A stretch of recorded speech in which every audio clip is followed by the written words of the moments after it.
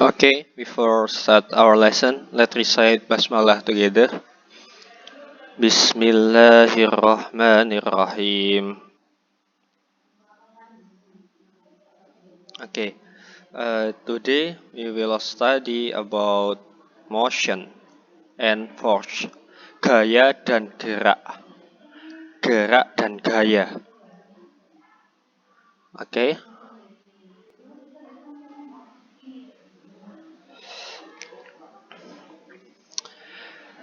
Kita berawal dari gerak dahulu.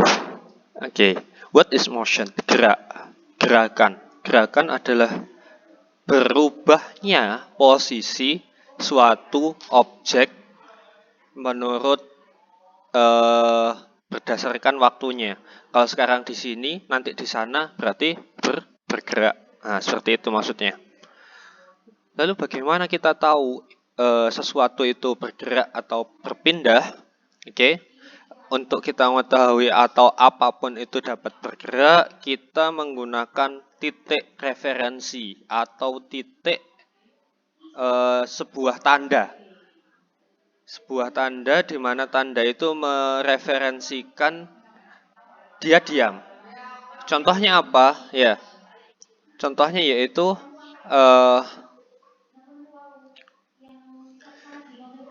stationary. Stationary itu tidak bergerak, objek yang tidak bergerak seperti pohon, seperti tanda, itu rambu-rambu lalu lintas, ataupun garis yang ada di jalan. Kan nggak mungkin toh, lampu merah tiba-tiba lampu merah tiangnya berpindah ke tengah jalan, kan nggak mungkin. Nah, itu sebagai titik referensi untuk menentukan bahwasannya ada benda yang bergerak. Seperti itu. Jadi gerakan adalah berpindahnya posisi dari suatu objek. Oke, Mister lanjutin.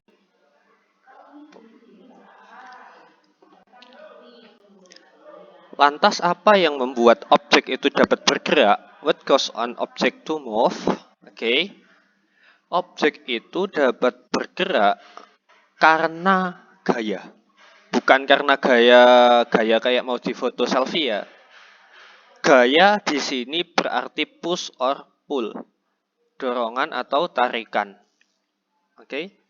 Semua gerakan itu akibat dari adanya gaya atau akibat diberi suatu gaya. Contohnya gambar mobil yang tampil di layar kalian ya. Roda mobil itu memberikan gaya kepada aspal, kepada lantai, itu arahnya seperti gambar itu. Sehingga mobil dapat bergerak ke depan. Gayanya itu bergeraknya seperti arah yang ada di gambar, yang di ban itu loh, ketika ban itu berputar ya, biar mobilnya maju, maka roda akan memberi gaya kepada aspal. Arahnya seperti gambar yang bisa kalian lihat di layar masing-masing. Sehingga menimbulkan gerakan. Begitu pula kaki kita ketika berjalan, itu juga seperti kasus ini. Sama persis. Oke. Mister lanjutin.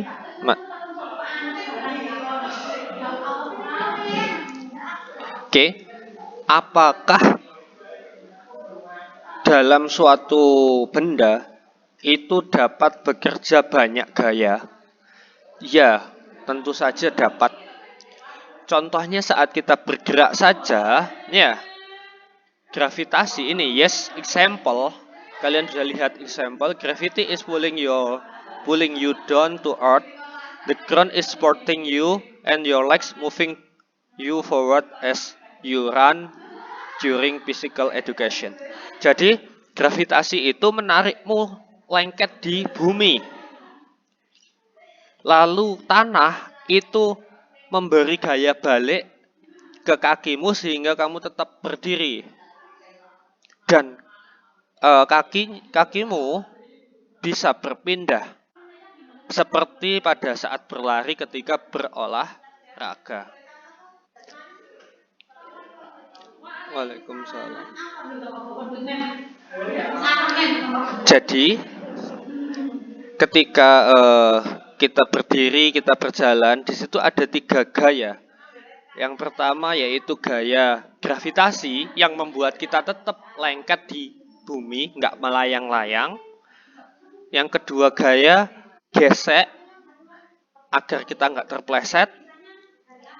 Dan terakhir adalah gaya yang kita berikan kepada lantai, kepada tanah untuk kita bergerak. Oke, next. Ketika kita ada gaya dan gaya itu nggak hanya satu, maka akan ada gaya yang seimbang. Gaya yang seimbang. Catannya nanti aja ya, dilanjutin nanti ya. Buat tanya jawab. Sekarang perhatikan dulu gambar yang Mister share sama dengerin Mister dulu, oke? Gaya itu ada yang seimbang. Bagaimana gaya yang seimbang itu? Yaitu ketika gaya tersebut hasilnya 0. Jadi gaya itu ada banyak arahnya, ada arah ke atas, ada arah ke bawah. Seperti gambar yang ada di kanan, ada 2 kaki. Di mana manusia memberikan gaya ke tanah 50 Newton, tanah juga memberi gaya ke kaki kita 50 Newton. Dan kita diam dalam berdiri. Nah, itu disebut dengan gaya yang seimbang. Disebut dengan gaya yang seimbang. Contoh lain, seperti ketika tarik tambang, ketika lomba tarik tambang. Jikalau kedua kubu memiliki gaya yang sama, maka akan terjadi keseimbangan gaya. Karena gaya ada yang seimbang, maka gaya ada yang tidak seimbang. Seperti ini. Gaya yang tidak seimbang yaitu ketika gaya, jaring-jaring gayanya itu tidak sama dengan 0. Tidak sama dengan 0. Berarti ada gaya yang lebih. Contohnya, ya. Contohnya, ini ada gambar orang terjun payung, di mana dia mendapatkan gaya 50 Newton. Karena badannya itu ada memiliki lebar tertentu, dia memiliki gaya angkat juga 2 Newton. Maka ketika arahnya berlawanan, gaya ini tinggal kita kurangi. The air resistance atau hambatan udara yaitu sebesar 2 Newton dari gaya gravitasi, di mana akan tetap menghasilkan 48 Newton dari gaya jaring-jaring gayanya untuk meluncur menuju ke tanah dari udara.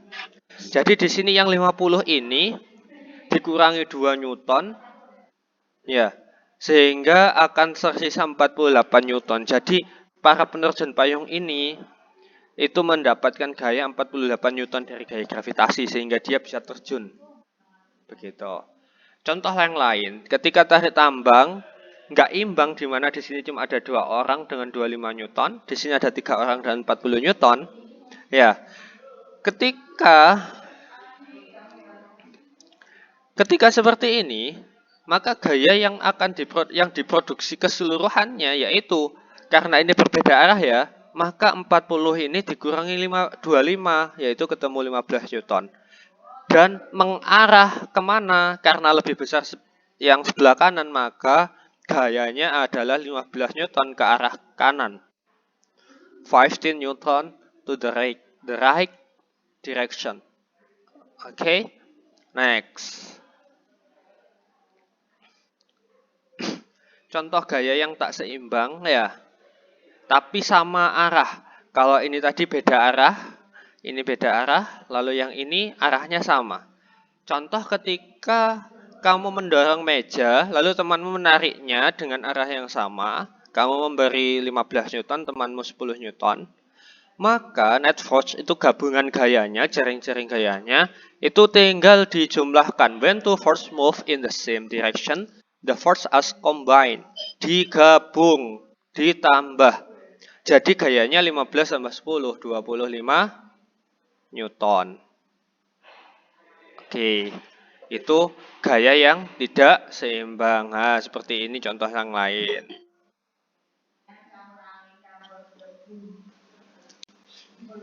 Oke, sekarang karena kita membahas tentang gaya, gaya itu terkenal dengan hukum Newton.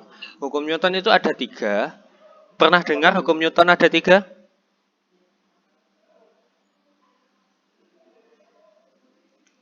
Kalau mungkin baru pertama dengar, Mister jelaskan. Bahwasanya hukum Newton yang pertama, first law of motion, yaitu things that are still and things that are moving keep moving with a steady speed unless a force of some kind push or pull on them.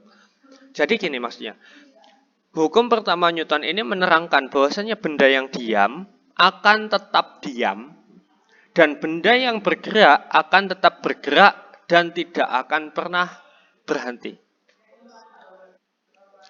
Tentunya di sini kedua benda yang diam tadi atau benda yang bergerak tidak mendapatkan gaya apapun. Ketika benda tidak mendapatkan gaya apapun dari manapun, benda yang diam akan tetap diam dan benda yang bergerak akan tetap bergerak. Itu hukum Newton yang pertama. Dengan syarat benda tidak mendapatkan gaya. Hukum Newton yang kedua, second law of motion. Ketika gaya diberikan kepada suatu benda, nah kalau yang pertama tadi dilarang ada gaya. Yang kedua itu jika ada gaya kepada sebuah benda, maka akan mengubah kecepatan dari benda tadi ataupun arah dari benda yang diberi gaya.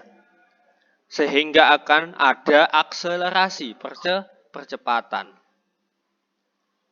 Seperti itu. Jadi kalau hukum yang pertama tadi tidak boleh ada gaya syaratnya. Yang kedua itu jika ada gaya, maka benda akan mulai bergerak, berubah kecepatannya atau arahnya. Semakin besar gayanya, maka objek akan memiliki kecepatan yang semakin cepat. Ketika kalian memukul bola kasti sama melempar bola kasti, karena besar memukul, maka bola kasti akan lebih cepat bergeraknya ketika dipukul.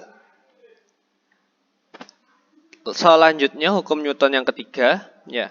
Ketika gaya diberikan kepada suatu objek, maka objek tadi akan memberikan gaya yang sama kepada pemberi gaya. Ketika kamu menginjak tanah, memberi gaya ke tanah, maka tanah akan memberimu gaya juga agar kamu tetap bisa berdiri, tidak tenggelam di tanah. Nah, yang seperti ini equal, ya, action are equal and opposite. Jadi gaya yang kita berikan ke tanah itu sama dengan gaya yang diberikan tanah kepada kita. Atau stasioner, tetap. Nah, itu gaya yang ketiga. Ada gaya tetapi tidak sampai mengubah arah ataupun mengubah kecepatan. Karena gaya yang kita beri sama dengan gaya yang kita terima. Seperti itu. Itu hukum Newton yang ketiga. Seperti ini contohnya hukum Newton yang pertama. Ketika kita menendang bola dan bola itu melambung, maka bola itu selama tidak mengenai apapun, dia akan terus melambung. Karena ada gaya gravitasi, maka bola itu akan ketarik bumi dan kembali ke tanah. Nah, karena ada gravitasi tadi, berarti ada hukum Newton pertama dan kedua. Oke. Hukum Newton yang pertama ini akan bisa kita amati ketika kita melihat objek luar angkasa. Di mana meteor atau benda luar angkasa, batu di luar angkasa, itu akan tetap bergerak.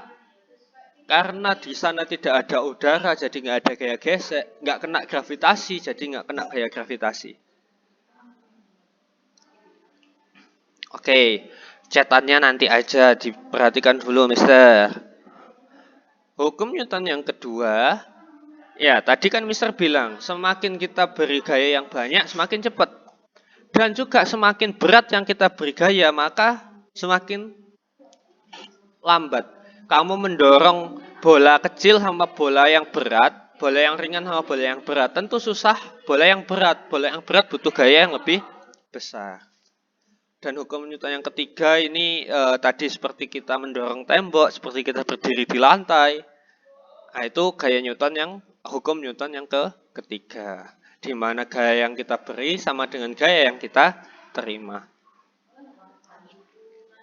Mister, dari tadi Mister nyebutin gaya gesek sama gaya gravitasi. Oke, sekarang kita membahas tentang gaya gesek dan gaya gravitasi. Gaya gesek yaitu ketika ada dua gaya ya yang mengakibatkan gerakan. Oh, mohon maaf, Mister ulangi lagi. Di sini maksudnya dua gaya yang dapat menyebabkan gerakan, yaitu gaya gravitasi dan gaya gesek. Kalian lihat ada beruang yang terpleset ini di kanan? Ya, dia bisa terpleset seperti ini karena ada gaya ada gaya gesek sama gaya gravitasi. Friction, gesek, gesekan, gravitasi. Sekarang kita bahas friction dulu. Bukan friction ya, kalau friction pesan, kalau friction gaya gesek. Gaya gesek adalah gaya yang berlawanan dengan objek bergerak. Kalau bergeraknya maju berarti gaya geseknya ke belakang. Ketika kita mundur berarti gaya geseknya ke depan. Ketika ke kanan maka gaya geseknya ke kiri. Jadi gaya gesek itu yang berlawanan dengan pergerakan benda.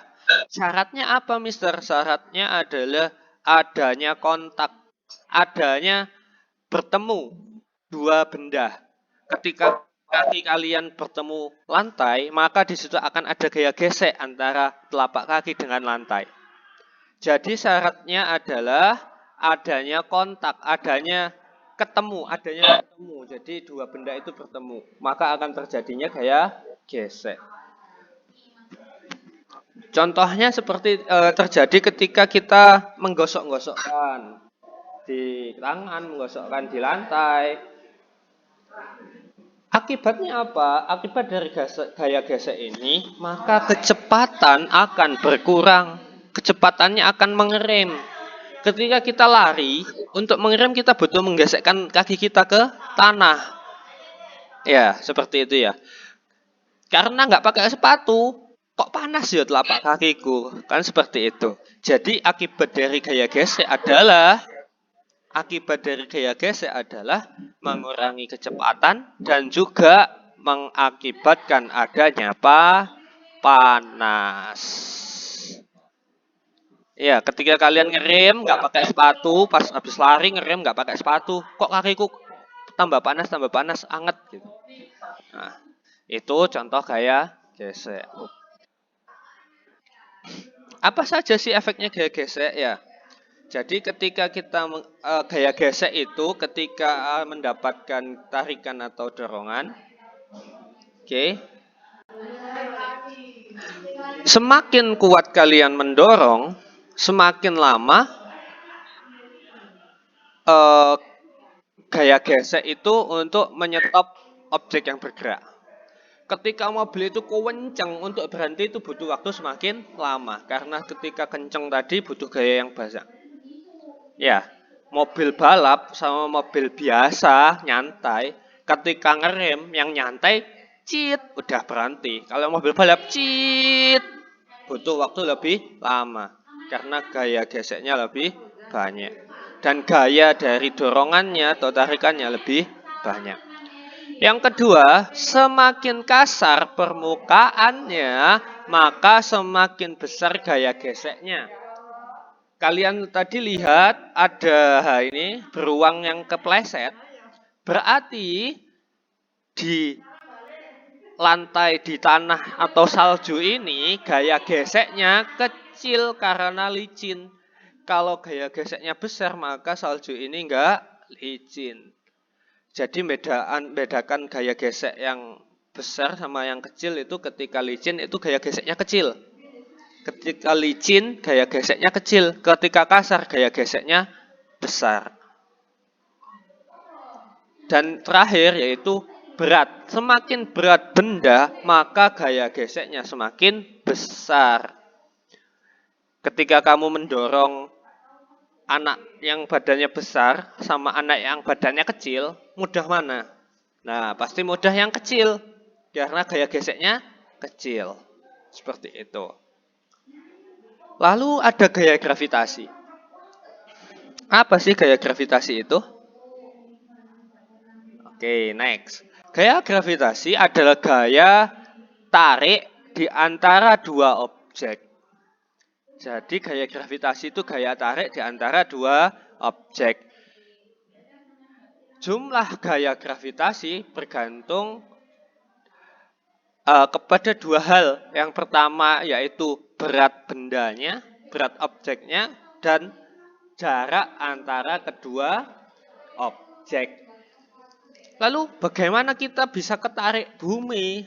Ya, masanya bumi seberapa, masa kita seberapa, berapa kilogram? Nah, ini penjelasannya. Karena bumi itu sangat besar bagi manusia, apapun yang di dalamnya akan tertarik oleh bumi, tertarik oleh gravitasinya bumi. Walaupun tidak menyentuh bumi. Contohnya bola yang kita tendang ke atas akan turun lagi. Karena perbandingan massa atau beratnya yang sangat besar. Jaraknya sangat kecil dibanding dengan ukuran bumi. Contoh ketika kita melempar bola. Kamu melempar bola ke atas ya. Tapi gaya gravitasi menariknya lagi ke bawah, ke bumi, menuju bumi.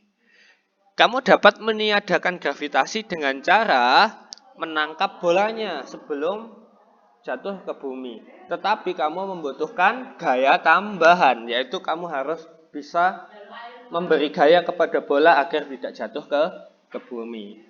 Seperti itu.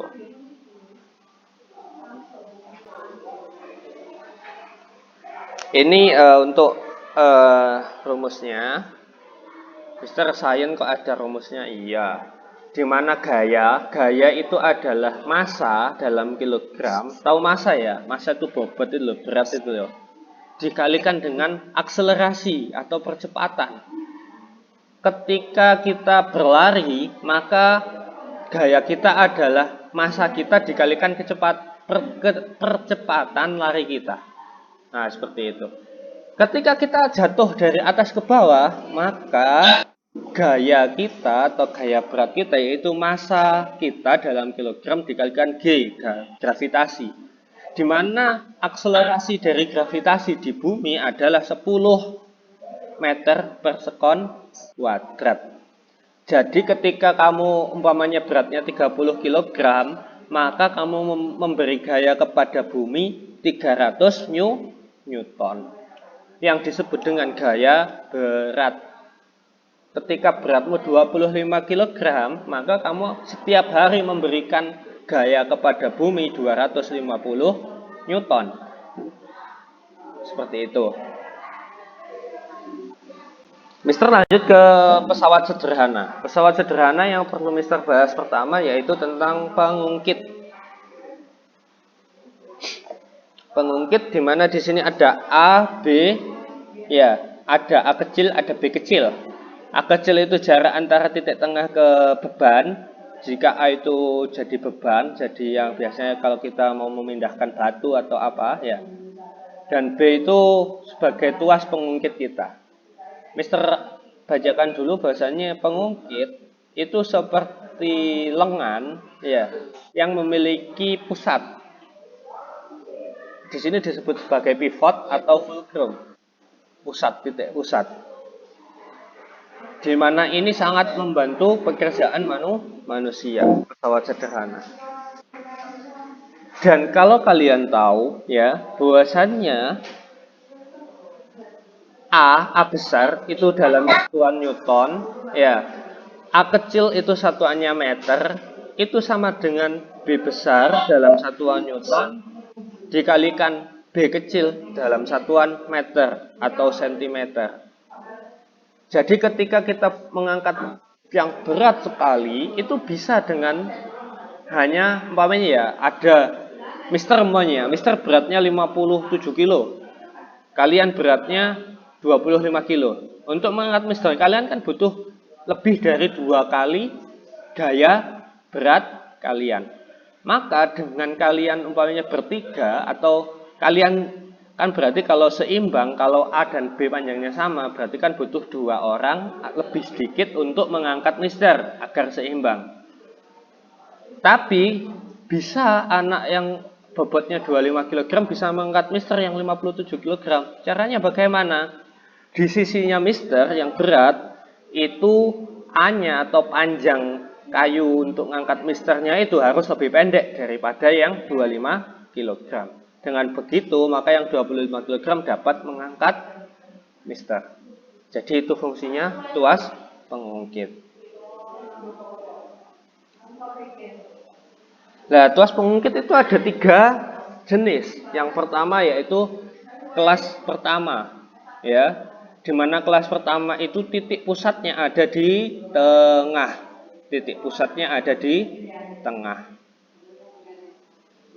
Lalu yang kedua ada, yaitu titik pusatnya ada di akhir, bebannya ada di tengah, seperti gambar yang Mister tampilkan. Dan yang ketiga, ya bedanya ini, perhatikan. Yang kedua, bebannya di tengah, bebannya ada di tengah, tapi yang ketiga, effortnya yang ada di tengah. Biar mudah, kalian hanya perlu mengingat-ingat yang ada di tengah. Untuk yang pertama, yang di tengah adalah pivot atau fulcrum, pusatnya. Yang kedua, yang di tengah adalah beban. Beban itu berarti yang mau kita angkat. Dan selanjutnya adalah gaya, effort. Effort itu usaha kita. Contohnya, ya, contohnya ini yang tipe 3 itu ketika kalian mancing. Nah, itu mancing. Lalu yang kedua ini contohnya yaitu kalau kalian pernah tahu Pak Tukang bawa gerobak. Nah, itu. Dan yang pertama contohnya adalah gunting.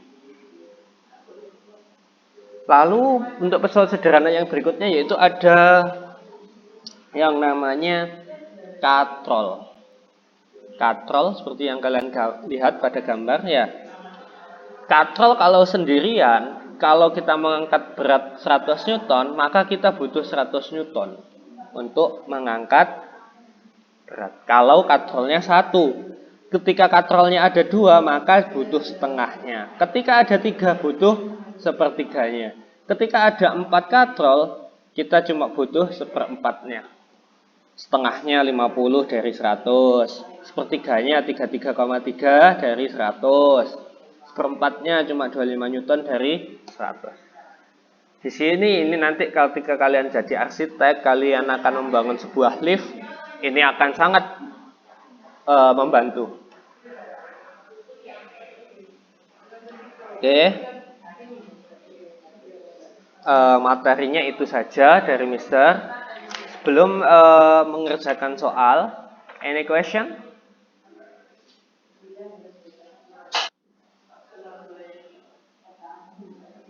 Ada pertanyaan? Are you sure? Yang dari kelas Abu Hasan ada pertanyaan?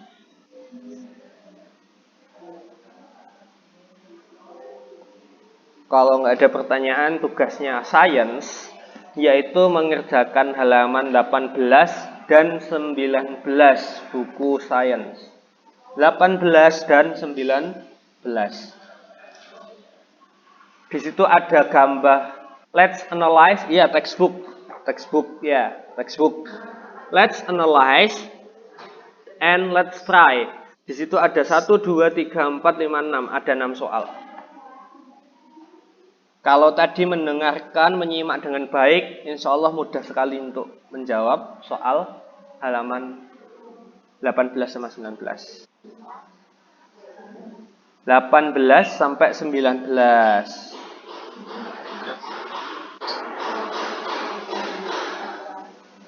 Betul nih, nggak ada pertanyaan.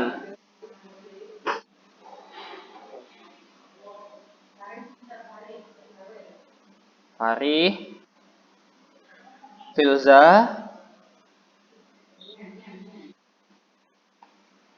Apa betul nggak ada pertanyaan? Nanti menyesal loh nggak jadi tanya.